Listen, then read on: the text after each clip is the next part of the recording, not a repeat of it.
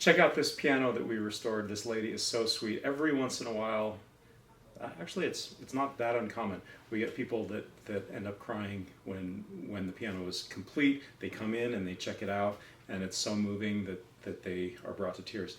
This lady was brought in by her son because she's in an assisted living right now, and they checked out the piano, and I don't think she's quite in the same mental state as she was in her prime, but she remembered that piano, and that was a major part of her childhood and her even adulthood. So as I think we talk about in the video, she hasn't spent money on anything. She was married to a farmer, and she said the most expensive thing that they've ever purchased was a tractor, and other than that, they're just, Depression era kind of people, pinching pennies, and so check out this reaction. Okay, Mom, what you doing? This is beautiful. We're going to check out the finishing touches on restoring a 1920s heirloom piano that belonged to my mother, that we all cherish and play. Oh, I love it too. Let's go check it out. It looks beautiful.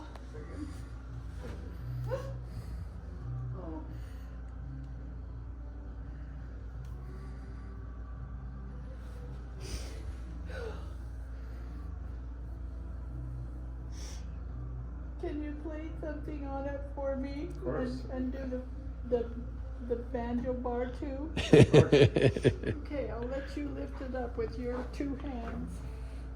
Oh, you put new hinges on too, didn't you? Yeah.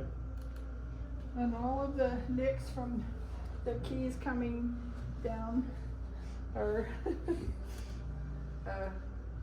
fixed. Yeah, and we left the ivory original. Thank you, I In spite wanted of that. the chips and cracks and things. I know, but I wanted them left. Okay. Yeah, that's just beautiful.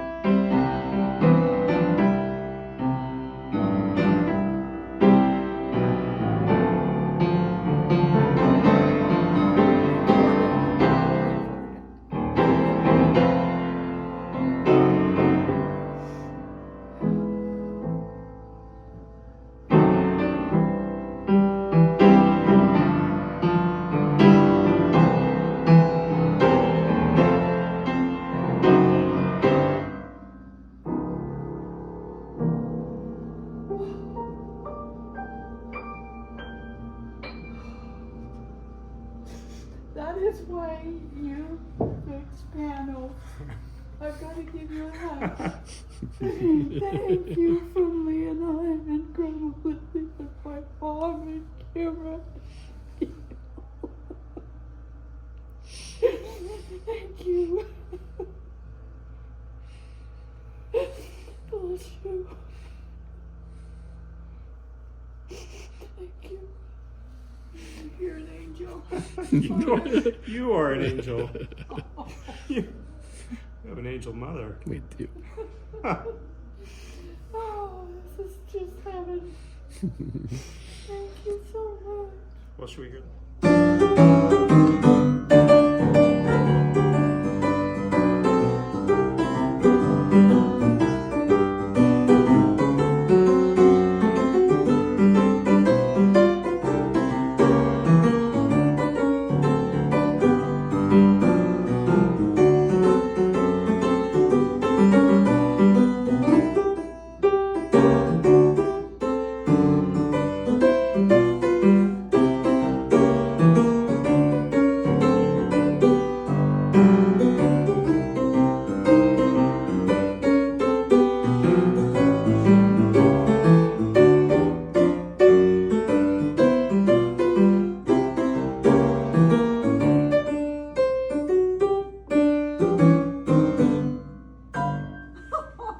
Oh, that just is awesome. Oh. We just finished restoring this 1890 beautiful Schubert piano, and I'm here with Shirley and Blake. And this is a very special family heirloom. We hear lots of family heirloom stories. This is really quite a unique, interesting one. So this was your grandmother's. Your mother's. My mother's piano. Uh-huh.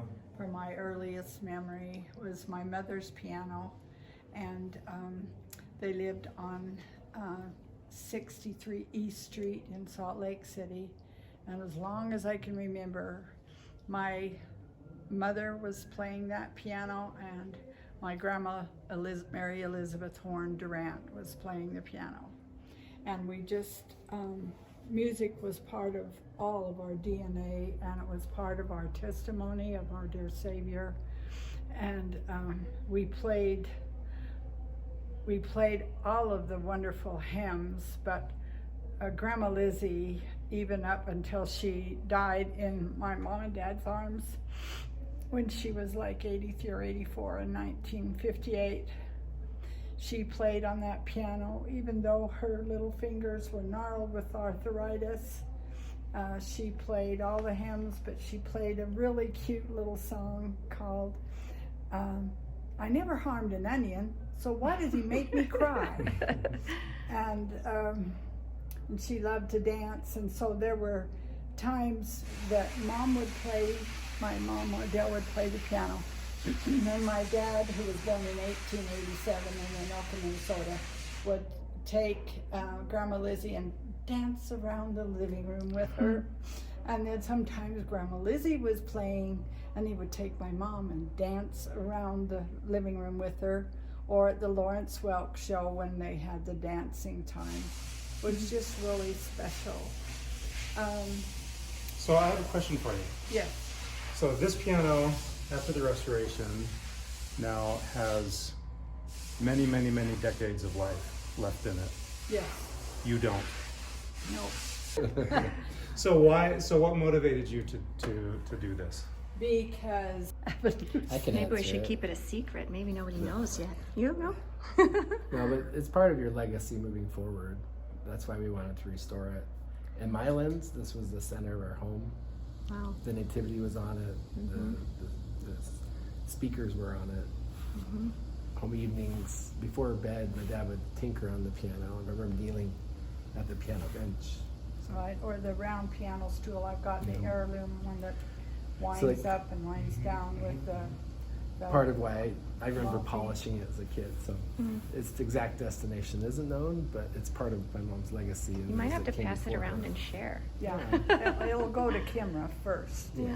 Because she plays the piano, she teaches the piano, and oh, and by the way, as far as music, my mother was in the Tabernacle Choir from 1920 till 1948, when I was 4 years old, 28 years. except while she was on her mission to San Bernardino, California.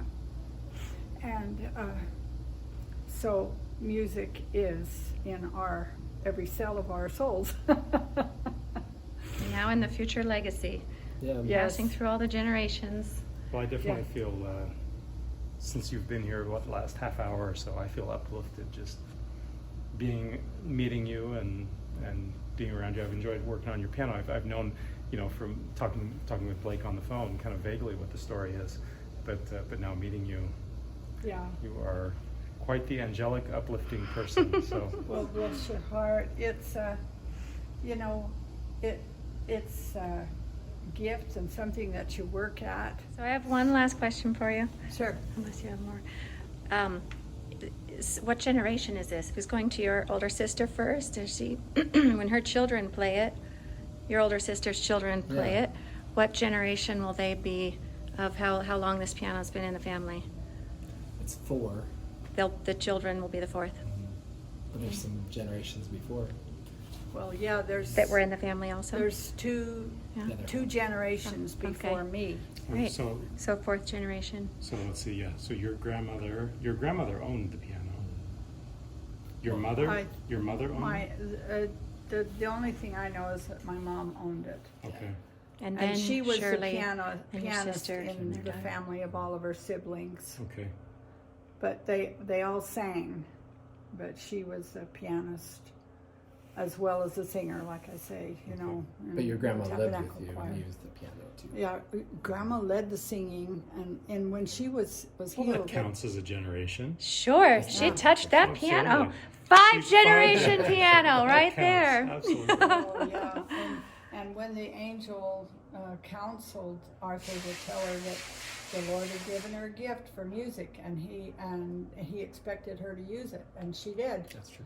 She 3 days after she was healed, she played for the choir in the historic Mill Creek Stake Center.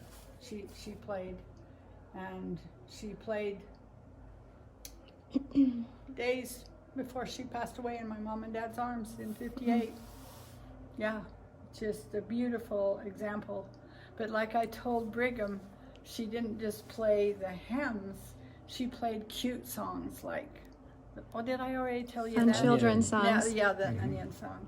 So she had a good sense of humor too. Anyway, Well, thank you. Thanks for having us be involved Oh. with this legacy. it's a huge blessing, and you should sign this somewhere underneath Okay. the lid or something. Okay. Good idea. All right. I'm serious. I want you to, and date it. Thank you. All right. I think Like a work of art. Needs to be signed by the artist. We'll do it. Okay, if you watched to the end, hopefully you enjoyed that as much as we did. I find that very gratifying. These kinds of reactions to our restoration work. So, if you have a piano like that, and absolutely we can do it for you. We restore about 100 pianos a year. Although, if it's something that you aren't able to afford, you can enter our piano restoration legacy project, where we give away one free restoration every year. And what we're doing is we're collecting stories, family history. Pianos just kind of bridge the gap from generation to generation. You've got, in some cases as many as 4, 5, and occasionally even 6 generations. People that never knew each other, people that were born, decades after the previous generations died, but the piano bridges it all together. So enter that contest and create your little mini documentary. Bring uncles, grandpa, anyone, make your documentary, and we'll check it out. Mother's Day 2025. Would you like to win a free piano restoration? Go to brighamlarsonpianos.com. In the top left drop-down menu, select Free Restoration Giveaway and submit your entry. We look forward to watching your piano legacy video soon.